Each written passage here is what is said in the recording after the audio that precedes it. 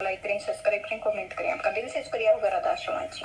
अभ्यास के लिए सही वातावरण का निर्माण करने के लिए ख्याल अब से अगर बड़े शहरों की बजाय किसी छोटे शहर में ग्राम में हो रहा जाए तो क्या इससे कुछ मदद मिलेगी? हमें अभ्यास के लिए खुद ही अपना वातावरण बनाना होगा, क्योंकि सत्संग और सत्संगियों का साथ तो हर जगह नहीं मिल सकता है, न ही अभ्यास के लिए प्रेरणा देने वाला वातावरण मिल सकता है। न हर जगह ऐसे सही प्रकार के संगी या सही ढंग के भक्त मिलते हैं जिनकी संगति अभ्यास का वातावरण पैदा करती है। वास्तव में सत्संगी को भजन सिमरन करने के लिए खुद ही अपने लिए वातावरण बनाना होगा। संत मंत की पुस्तकें पढ़कर तथा ऐसे नेक लोगों की संगति ढूंढ कर ही जो प्रभु की भक्ति प्रेम अभ्यास की चर्चा पसंद करते हो, आपको यह वातावरण बनाना होगा। अपने आसपास का ऐसा वातावरण बनाने की यह कोशिश आपको ही करनी होगी। महाराज जी में एक ही सत्संगी को जानता हूँ जो मनोरंजन के व्यवसाय में है। वह मुझे बताता है कि इस व्यवसाय में जो लोग उसे मिलते हैं उनका चरित्र बहुत गिरा हुआ है। वे दुनियादारी तथा विषय विकारों में डूबे हुए हैं।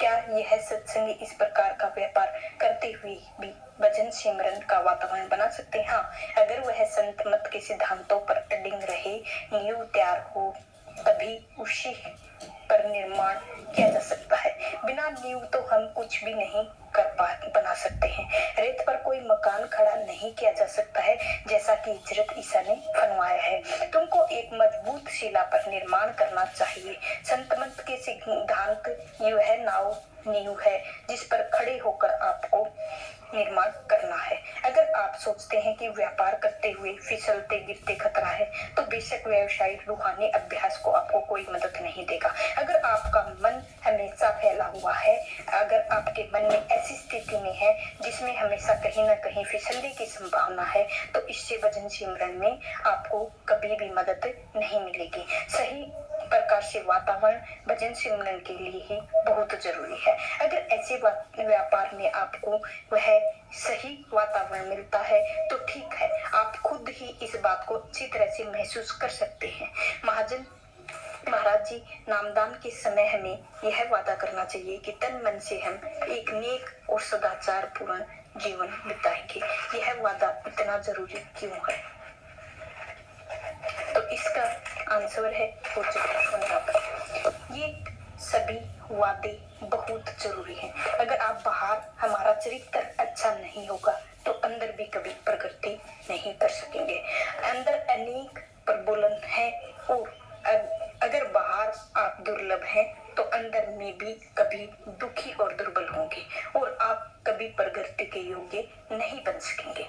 फिर अगर हमारी तवज्जो हमेशा नीचे के केंद्रों की ओर रही है तो अपनी सूरत को समेट कर ऊपर आंखों को केंद्र में लगा लेना ही हमारे लिए बहुत कठिन होगा।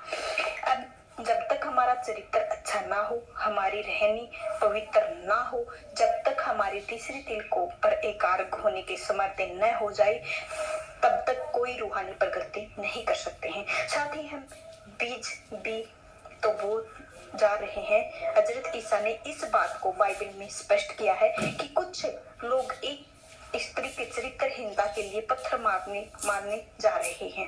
तब हजरत ईसा ने उस औरत को बचाया, लेकिन फिर भी उसे यह हिदायत दी, जा और फिर से पाप ना करना।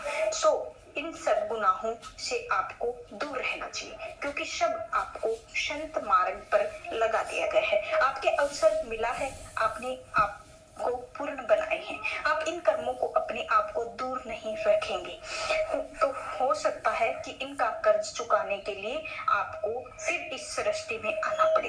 हजरत ईसा यह भी मानते हैं, समझाते हैं कि पहले किए हुए कर्मों का हिसाब कैसे चुकाया जाए।